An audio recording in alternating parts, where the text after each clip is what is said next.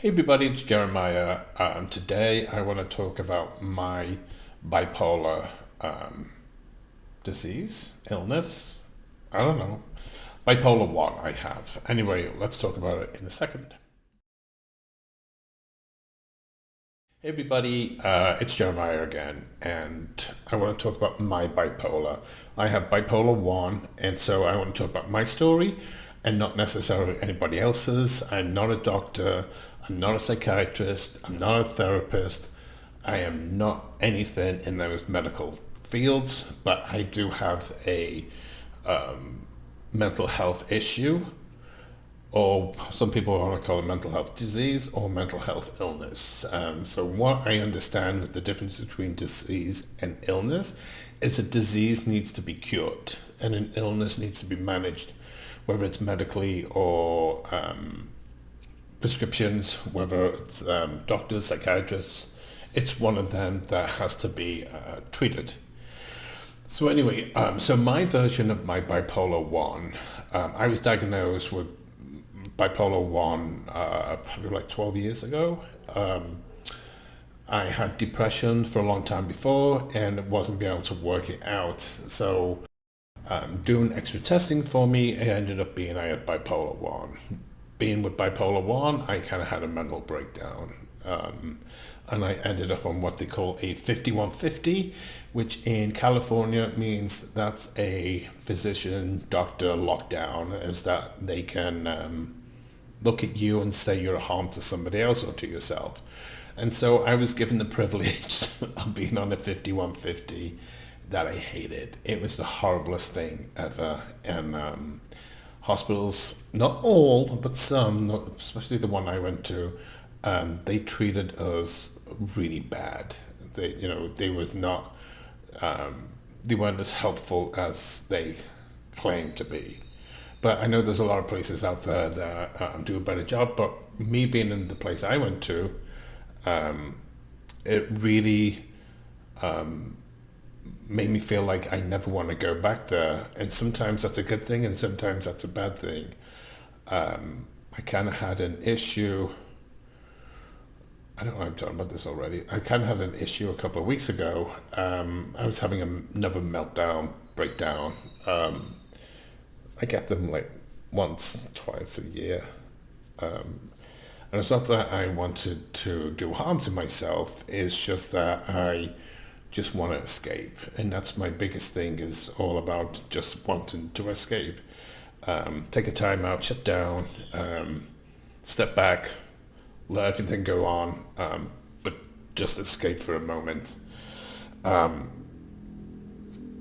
And so I was put on a 5150, go back to 12 years ago, because they diagnosed me that at bipolar 1, and getting told of a diagnosis is two things. One, it's great you have a diagnosis. And two, if you're not educated on it, you think of the worst and that can send you over the edge. And myself, I was not educated on bipolar, and so I took the extreme of I didn't want to deal with it because I just didn't know who I was anymore. Anyway, 12 years later, and medication, psychiatrist and therapist, and a core group of friends and family, I'm in a great position. Though, as I said, I had a breakdown, time out a few weeks ago, and I know I'll have another one again. It's just that I have to be ready for them, and people around me need to be ready. Anyway, so when I am on a manic episode, which some people really like, I hate. I hate because I know the depression fall is on the other side. And so the higher you go up, the bigger the fall on the other side. And so my psychiatrist always says to me that I am her best patient because I take all my medications all the time when I should to. And I don't ever want to visit the highs again. I do hit them, but they're not as high as they used to be. So when I'm high, when I'm manic, my speech goes super, super fast, and my concentration is not much there. I can have a conversation with somebody, and I can hear one just behind me, and I get confused between the two because I can't shut that one off and I can't shut this one off. And so all of a sudden I don't have no idea what each conversation was about, and I'm just lost. And so I call that my squirrels. And so I'll say to clients or friends, I got squirrels again. And so we'll go back to finding a place where we left off. I have shopping problems when I'm manic. I shop. I thank for Amazon, but it's the worst thing because I keep shopping and shopping and shopping. And that's not always a good thing. I also get really agitated and emotional pretty quick. I can go from happy down to sad in a matter of minutes type of thing. I do play the work person really well. I kind of do get through work without anybody knowing I'm not in a good state. It also helps me distract from me. So I can concentrate on my job. Whereas when I get home, it's hard for me to concentrate on anything because I'm already in a downward spiral. So your sexual activities increase too. And let me just say, without being too over the top, but my right hand gets used a lot. And that's kind of embarrassing to say, but you just have this drive that cannot be compromised, cannot be dealt with like that. I also lose track of time. All of a sudden I could be sitting somewhere and I've dozed off in my head and it's 6 hours later and I don't know where the time went. And I know this happens to a lot of people regular, but this is part of my bipolar that throws me kind of over the edge. I get argumentative easy. Somebody can set me off in 2 seconds. I think because I can't keep up with myself, so I just get angry with myself and my mind's 20 paces ahead, my body's running up behind it and different stupid shit that's flying around, and I just get agitated. A lot of times also you get euphoric. You have this like grandeur of yourself. You think yourself kind of the bomb.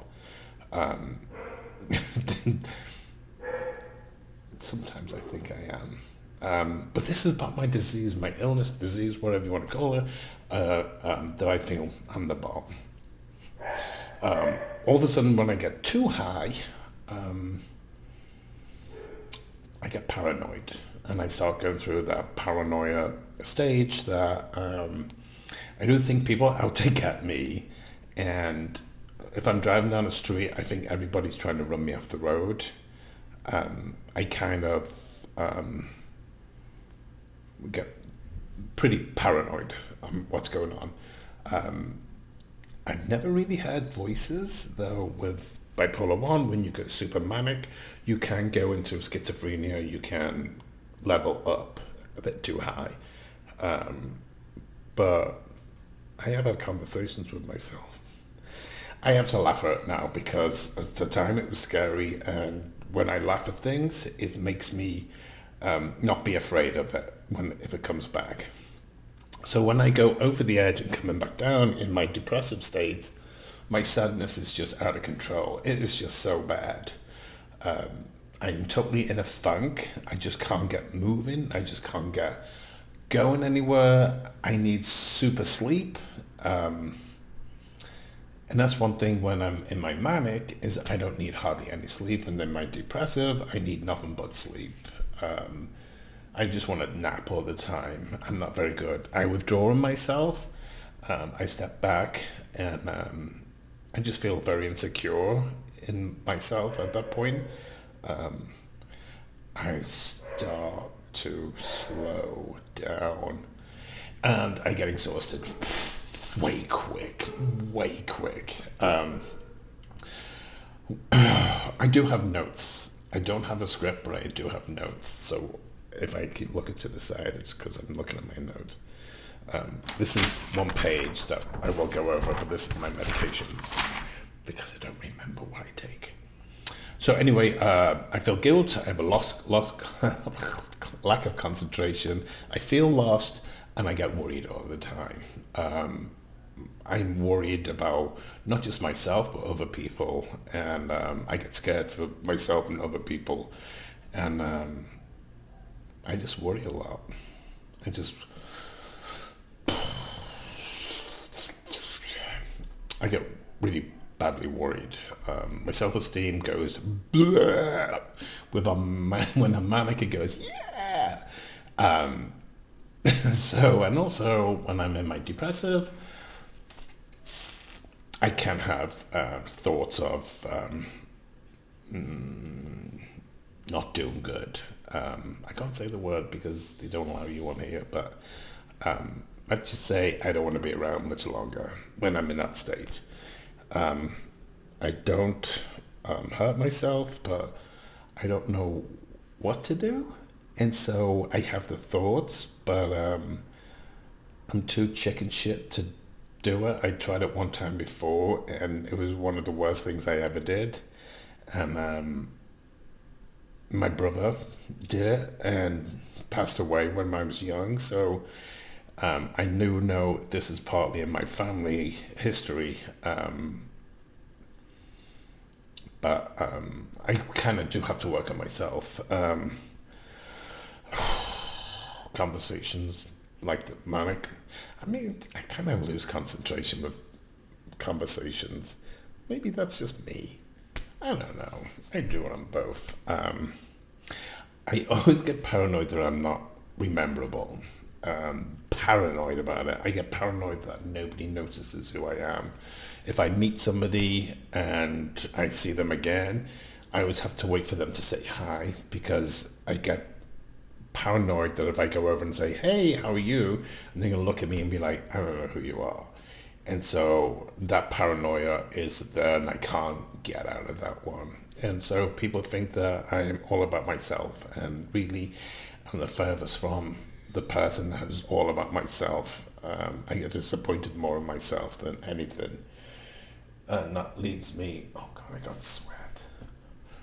Distracted. That leads me that I like to cry a lot. I don't like to cry a lot. I shouldn't say I like to, but I end up doing it. Sometimes it's just so stressful being me.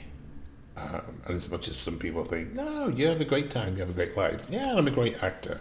And I should go for an Oscar sometimes, even though I do myself.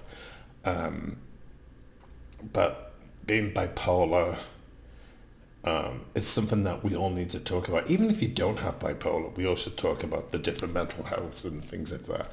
And also about symptoms and what to watch out for. Because not always, I don't know I am in a depressive or manic episode. Sometimes I have no idea until I'm out of it. And I get my credit card statement in and it's a little high. But I get all new clothes. Anyway, so I have my list of my medications. I'm not going to put the amount in because everybody's on their own. And if you have a good psychiatrist and therapist and that, they should work out what you need. I'm going to say what I take, but it probably might not be good for you. So, because I can't sleep at all, I take trazodone. I also take Lamictal or lamotrigine, which is a bipolar medication, and I also take lithium. And sometimes I say lithium saved my life. But is that because I feel like a battery? Lithium battery, No. Okay. We'll just stick to the medications. Hydroxyzine, which is a antihistamine, but it's also used as a sleep aid. And occasionally we put me onto bupropion. And so that's my cocktails at the moment. I do get them tweaked sometimes. They check them every time I talk to my psychiatrist, which is normally about once every 4 months. And so I talk to my therapist, and so she will kind of say, you know what, we kind of need to address this. So anyway, That's me and my bipolar one. If anybody got questions or whatever, just send me a message, put something in the comments, subscribe, share it with somebody that has just been diagnosed or has bipolar 1 but don't fully understand it. As I say, I don't fully understand it, but I know what I go through. And sometimes it's nice to see that somebody is going through what you went through. And I just want people to know that I do have a great life. I travel a lot. I work with great people. I have a great family, great friends. I live in great places, and I have a great life, and I can live on. I just sometimes I kind of slip a little bit. But as long as you kind of have an idea, or you have people around you that tell you that you're manic or depressive, and sometimes, as I say, I can go through it and not have an idea myself, or I do understand what's happening. Anyway, I waffle, and I just want you all to know that having a mental health or illness or a disease, it's nothing to be ashamed of. Everybody has a certain degree of it. But we are people, we pay taxes, and we just need to have a good life, enjoy yourselves, and I will talk to you again very soon, hopefully with other topics than about mental health and whatever. If you have any questions, let me know. Thank you.